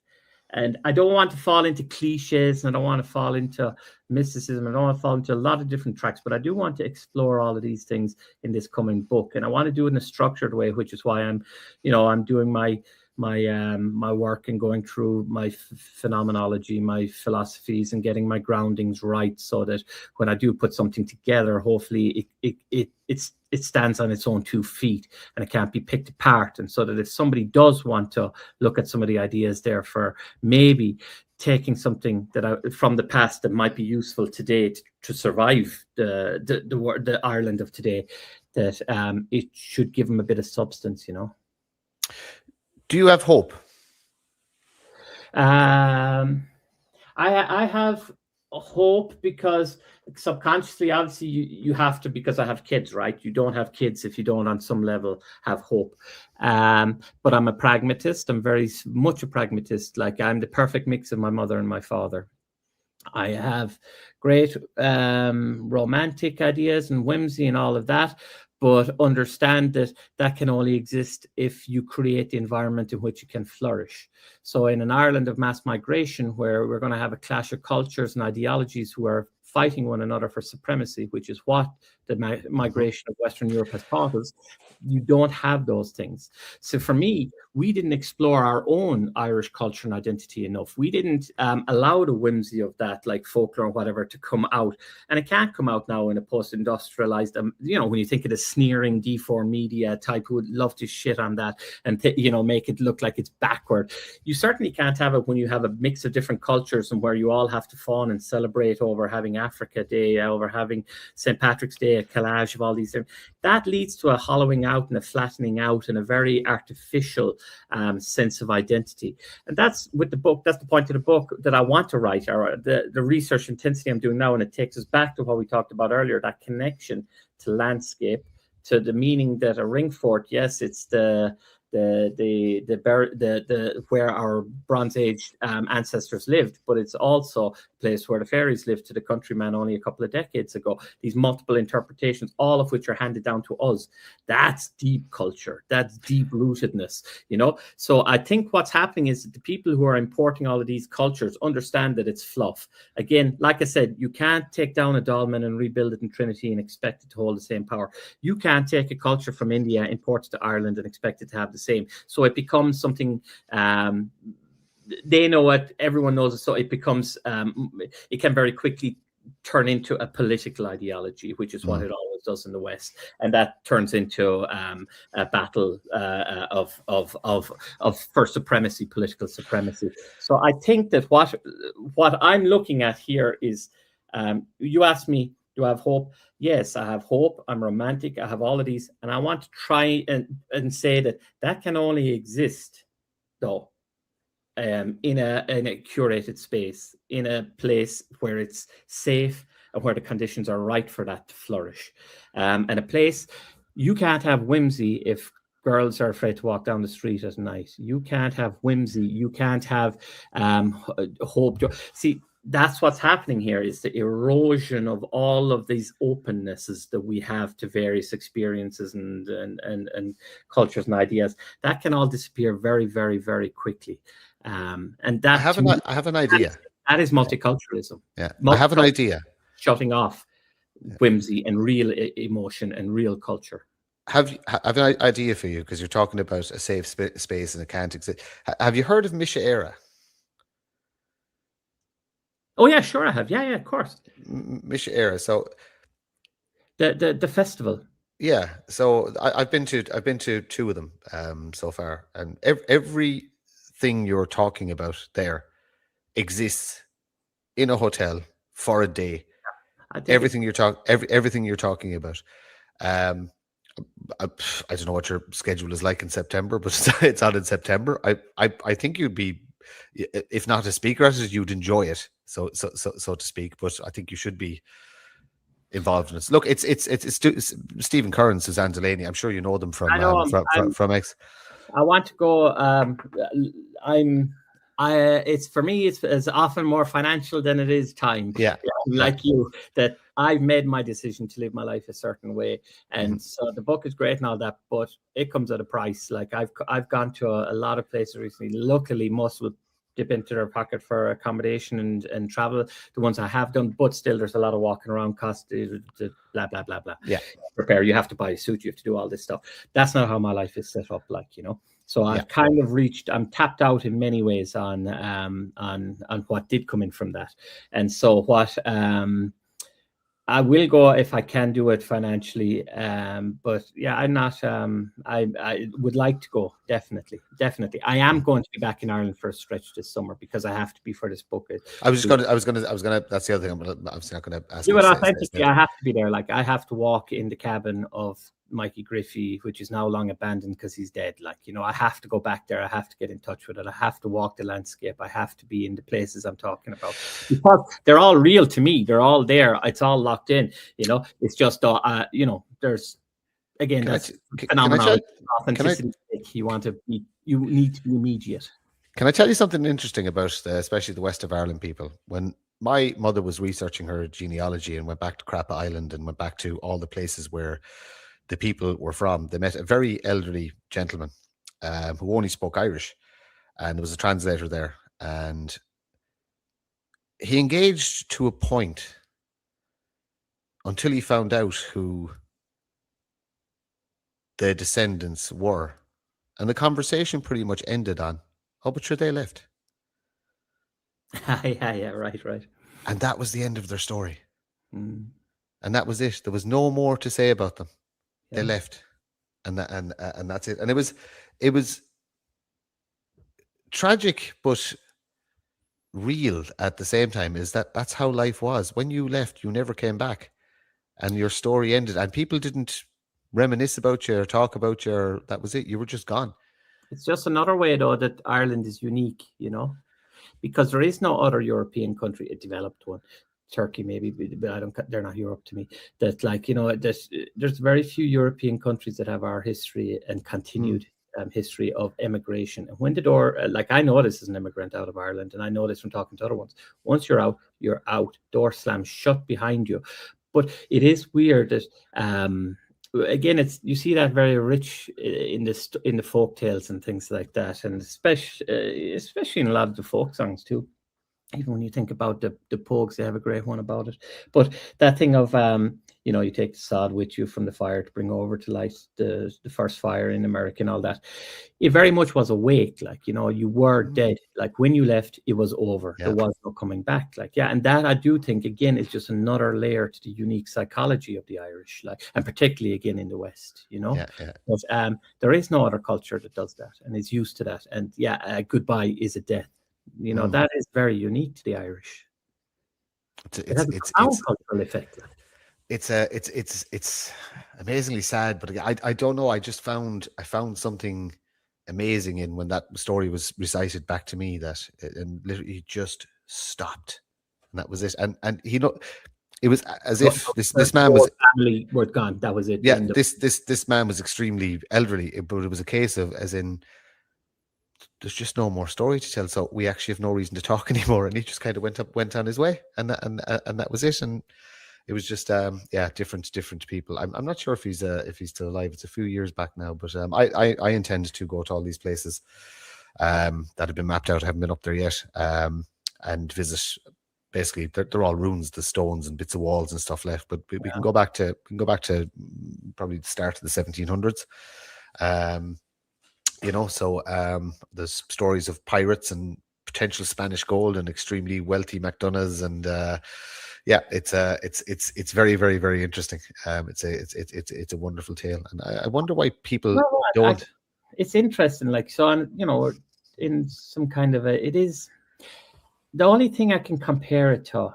So it's when I came here to Germany, and this was a very weird and a very real and raw kind of a slap you in the face, you're alive and a human kind of moment, was that I had a neighbor who lived beside us, and he was a very lovely man in one of the first places we lived, and then he died.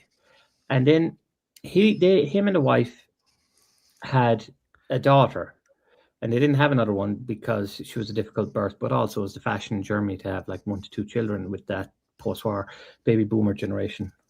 And he died, and then very quickly she fell sick, but the daughter was infertile. And then I, you know, just through getting to know him, I found out that she had no relatives, the older woman, and he all of his line were dead too, without any children, and she can't have children, their daughter. And it was just blew my mind to think that this is the end of 2 lines. This is the end of 2 lines that traces back to the beginning of human history, like. And then that started, and I started noticing that, like, more and more, because it's quite common here, like, you know, that bloodlines end all the time, you know, because they had that fashion of having one child, very restricted families. Anything goes wrong, it's over. And for me, that was the first time I had ever encountered the death of a bloodline. And I didn't know how to take it, and I still don't know how to take it. It's a real visceral thing, you know. It's a real kick in the stomach. Now, that's different, obviously, from ours, because ours is a different end. It's not that the people died literally, you know, there. Rather, they left, and that was the death there, because we, like you said, they're not coming back. But there is an extra, and we are, I suppose, confronted in a way with our own mortality when you think of things like that. But in Ireland, with those people, it was just a sense that confronted with their mortality just on a very human level. But what you're talking about there, and what we would be very used to in the west of Ireland in particular, is that leaving, not a physical death, but it's a culture death also.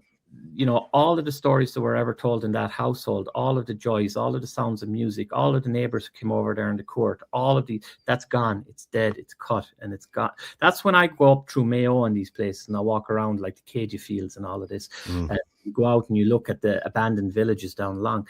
Like, it's very overwhelming when you think that every single one of them houses had generations of our people who lived there, who survived there, who told stories there. Each one of them had a story about, like you said earlier, who lived in that field and his bloodline all the way down. They had a memory passed down orally of God only knows how many fairy pats that passed here. And once they died and once they're gone, be it that they moved out, so in that kind of a culture, that kind of a death, or they physically died after the famine or whatever.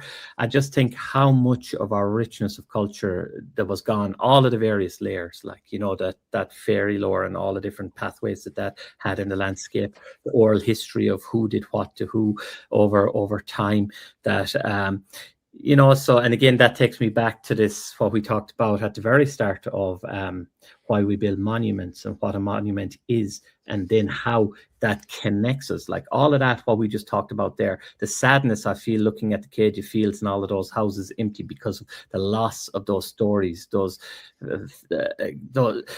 all of that goes all the way back to the loss, that initial loss of what these people felt so proud of, that they had to build a dolmen. So in a way that we don't know what their belief system was, we can feel it through loss in our DNA as Irish people, that profound connection to the landscape, a broken down house, a dolmen, whatever. When we walk the landscape and we walk with that imaginary American tourist, the American tourist can say, wow, isn't that beautiful? Look at the wonderful green fields. Oh my gosh, look at that view. Isn't that one? But they could, like I say, they could be looking at Disneyland. Whereas we walk that landscape, yes, we have that level of feeling that they have, and we take great pride that they're enjoying that landscape. But we also then see the famine ridges in the hill. We see the broken down house and think like that. Who lived there? What was his story? Why did he leave? Why isn't there somebody living in that beautiful house now? Where did that breakdown occur? Was it because of the famine? Was it because of Dev's Ireland, maybe? You know, so on. Our mind is alive with all of these questions, and we feel connected to all of these places and people who lived in those landscapes, and that makes us Irish. And no, you can't access that from outside. What will we leave behind? Well, you've already, you know, the most basic thing, right? You leave children, so you've left that. That is, you know, in a way, the most profound legacy, right? Giving them a chance to do something profound. I thought about that this week, that to me, how we nearly had somebody called Helen Ugbu, who was just in the country a minute. Yep. So almost within a hair's breadth of becoming a TD. And do you know what I thought? Like, I thought while I was out in the garden with my onions, I was thinking, what a slap in the face to every Irish person who never in centuries, millennia of their bloodline had a politician in the Dáil. And then this astroturfed out person comes in from outside and is put in simply to fetishize the name and simply to fetishize that. Again, you see, we're at such a profound clash here of different worldviews. But sorry, you asked me, what will we leave behind? You're certainly going to leave behind. It depends. It depends. You're now at this moment leaving behind, right, this legacy, a digital legacy. I've started to leave this legacy. And you'll see that many people will try to frame your legacy negatively. And a lot of people will try and frame my legacy through this negatively. So biologically, number one, we both produce children. That's great. We've given them, hopefully, you know, that's the best you can do. I think everyone feels that on a profound human level, right? So now let's get into the ego. So that's what we're leaving behind here, which is a fight for the country. And it is. There's no point. There's no anybody who says they don't have an ego is a liar. It's as simple as that. Well, we're fighting for the country and we're taking a battering for it. But what I think about always is, and I think about it more and more, and you can't, because you can't show any real openness out there. That is, when I'm interviewing with somebody like the Irish Times, or when you're out there talking to people on social media as well from the left, you can't truly show yourself. But what we are leaving behind, so they'll have one narrative of what your legacy is, but here's what my legacy is in terms of what I do. I don't do what I do because I hate anybody. I don't do what I do because I hate what you believe in or whatever. I do what I do because I love Ireland. I do what I do because I love my people. I love my history. I love my culture. And I want to pass all these things to the people I love the most, my children. And so that's my legacy, is whatever way they want to spin it. In my head and in my mind, my legacy is whatever I did it for love. And I think that's how most of us are. Dr. Eoin Lenihan, I normally pose a question or a statement, or I ask people to, finish on a positive, so to speak, but you've just actually done that. That was fantastic. We're just shy of 2 hours. These conversations, they just flow. They're absolutely fantastic. I'm going to leave it there. I always say to people, I believe time is a really, really important commodity, and I don't want to take too much of anybody's at any given time. And I also want people to come back at some stage in a couple of months' time. And to say. yeah. So we don't. And look, the other thing as well is people's attention spans. For me to ask somebody to sit down for an hour and 45 minutes and watch this back is a big ask. So I'm conscious of the audience's time as well. But what you said there is a lovely, lovely way to finish. Dr. Eoin Lenihan, this was absolutely fantastic. We touched none of the things I wanted to talk about,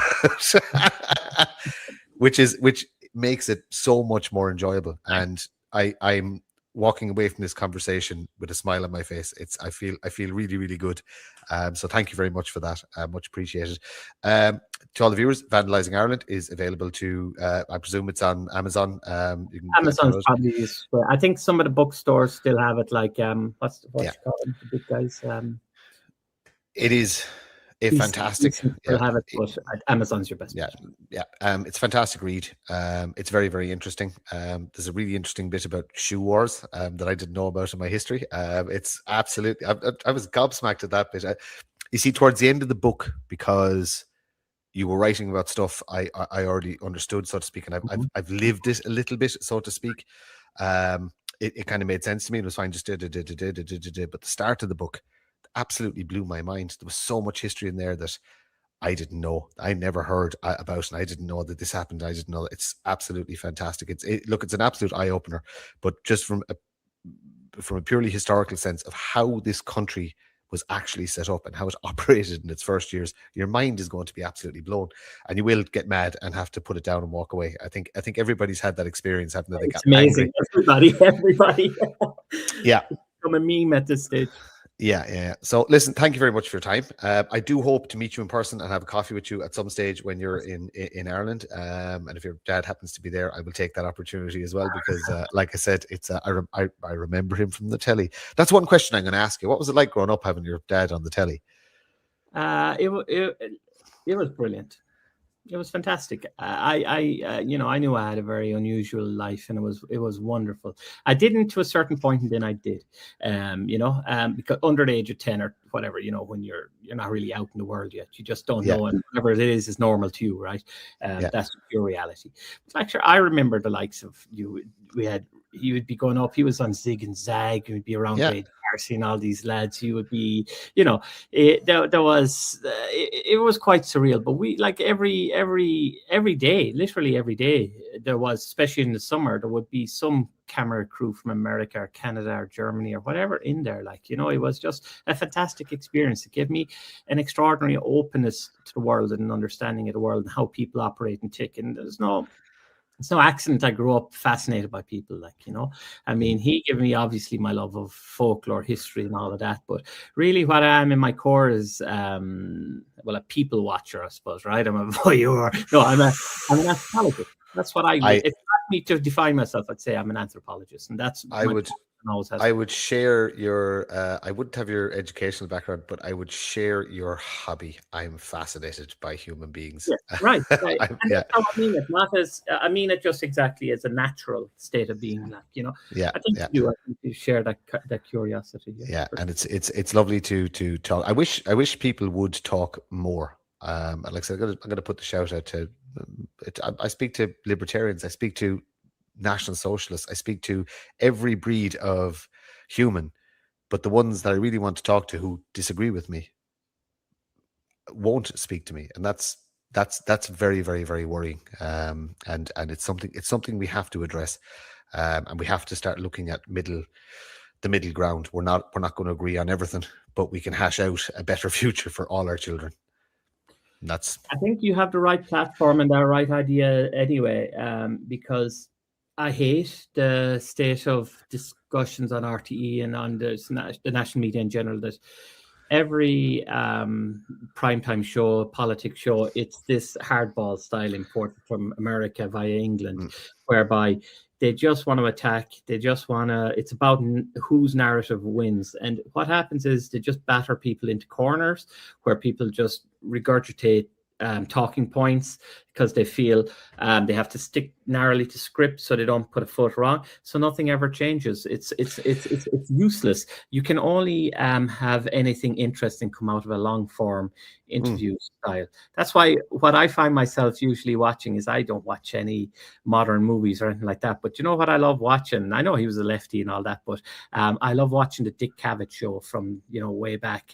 oh yes, yeah. He was terrific. You see the likes of even like the old Johnny Carson shows, how he could have anyone of any political stripe on. You usually didn't know their politics, but Yeah. he could sit down and talk with anybody. But that's what Dick Cavett, I think, mastered it. Like, he he sometimes made it obvious, but like he even had whatchamacallit, Rivers of Blood, Powell, Enoch Powell, is it? Do you know who I'm talking about? The British politician. Oh, Enoch Powell, yeah. He even had him on, and again, your man, he's a big lefty, because again, these were different times where people could sit down, have everything wasn't, and just let the ideas breathe. The gap wasn't as wide, and it wasn't as controlled either. And we do have to talk about it. A lot of this narrative is controlled. Right, I'm definitely letting you go now, because it is. Sure, do you know what? We go for another 10 minutes. We hit the 2 hours, and we move on. It's only 9 minutes, right?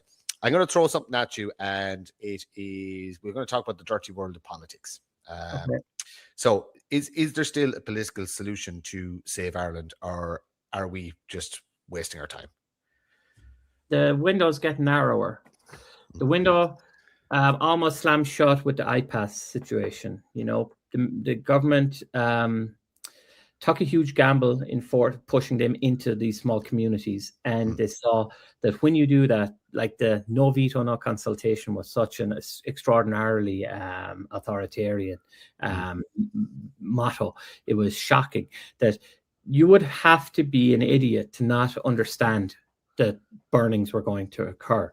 And it showed up fundamentally that this, I still don't know. I still go over and back whether these people are incredibly stupid, or if they're just, dogmatically enforcing their view, partially from EU, partially just from their own sense of disconnectedness. But what that showed me was that we're living in a very dangerous time, because these aren't serious people. These are people who don't understand how delicate democracy is. That democracy is a very, people talk about the social contract. Well, before democracy, the whole point of democracy, and it's as based on the legal system, was that our Western legal system was to get rid of the idea of retribution, and instead bring in restitution. So that, the idea that, like, if somebody rapes a girl in the village, that you don't go out and immediately lynch him to death. That we say we're going to bring in due process. That this is the fine line we're talking about. That human beings get, in packs in particular. We are very emotional creatures. We sacrifice a lot by committing to the foundational legal system and the democratic system. And we're now in an era whereby it seems to me that we kind of have generational crises in democracy, like sort of World War II being one, after the 1920s. And it seems as though that, the first generation after, they had all this enthusiasm, we're going to build the EU, the UN, all of these things to protect. Now we totally value democracy. We totally get it. And then it wanes as the next generation comes and the next generation comes, that they get used to power, corruption creeps in, and so on and so on. They become isolated or insulated, as we have in Ireland, by the NGO sector and the media, who aren't holding to account. So they start doing stupid things like forcing iPass centres into ancient communities and don't understand that, wait a minute, like then when these fires break out, it's a shock to the system that lets them know, hey, hang on a minute. Don't take this for granted. This is a social contract between you and us. And if you mess this up, it's going to get serious very quickly. I do think that we have we're several generations of politicians into just not very serious people, and who don't take their role very seriously, and mainly because they're not very deep people, they're not very thinking people. Let's be honest, do you think that Simon Harrison, Micheál Martin sit at home reading texts on philosophy or sociology or any of these matters to try I stated at the start of this conversation, they are not the same as me. It's as simple as that. They're not the same human as me. We don't want those people running a country. It's a very, very serious, it's a great honor, but it's a very, very serious business. And all the indicators to me are that these people don't take it seriously. And they certainly look at Ireland as a backwater. They have their eye on a job at the WEF, they have an eye on a job at the EU and so on. And they act like middle managers at home in Ireland. And that is a very, very serious thing. So what I would say is that, is there a democratic solution? Yes, I still think there is. But should there be a breakout of mass civil unrest? I would go, yes, of course. That is also something that we are now at the point where that could happen because of the negligence of those in charge. And of course, when it breaks out, as you saw how they flipped the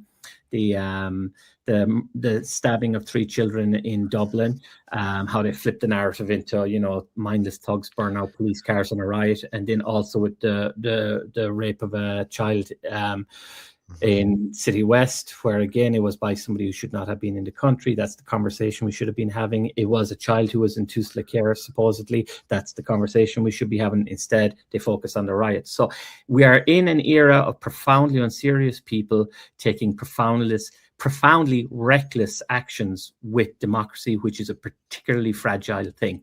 So can it be rescued? Yes, it can. Clearly, that's what I lay out here. Yes, it can, I believe.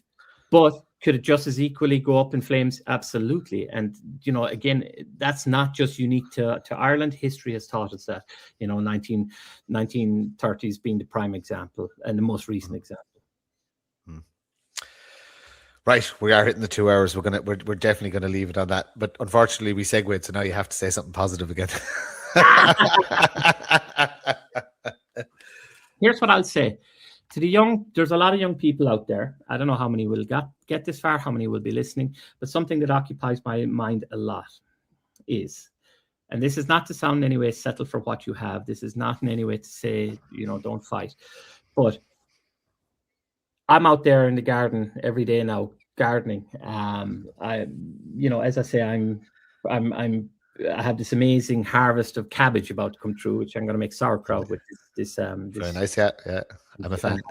I have various harvests coming through, but it just gives you a different perspective on life.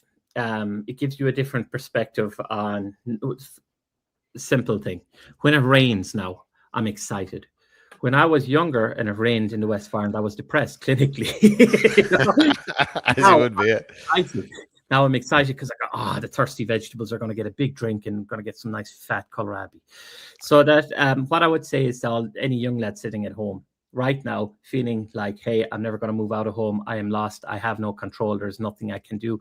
If you're stuck in your childhood bedroom, go out into the yard, set up several raised beds, simple wooden frame structure, get some nice manure, throw it in there, and start planting something that you can later bring to the table with your parents, because you're not just going to bring some food to the table, you're going to start a conversation about redressing the familial structure, because you're going to say, I'm stuck here, you're here, that we're in this together. So I need to be able to breathe as an adult man, as an adult woman. I need to be able to, I'm not the child in the bedroom anymore. So this is a great way of starting that transition into a multi-generational living. For now, I'm not saying to get stuck, but if that for now turns into forever, it's good to understand a multi-generational living like that has these benefits where you can take care of your family. You can feel pride in looking after, instead of just being.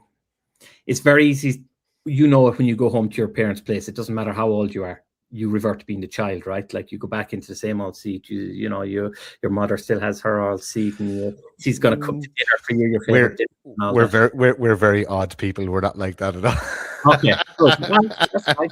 Everyone has straw, but I think this is my positive thing: is take today the chance to take a simple step. That if you feel stuck in your childhood bedroom, start changing that dynamic. Gardening is a wonderful way to do it, not just in a real physical sense, but in a mental sense. It's an incredibly emotional and mentally balancing thing to do. Dr. Eoin, thank you very, very much for your time. You can stay in the green room if you want. There's a little outro to play. I'm just going to drop you down there. Thanks again. Another one in the bag. 2 hours absolutely flew. I love doing this, and I'm not ashamed to say it. This is what I want to do for the rest of my life. It's never going to be monetized. It's just I enjoy doing this. It's fantastic. See you all in the next one.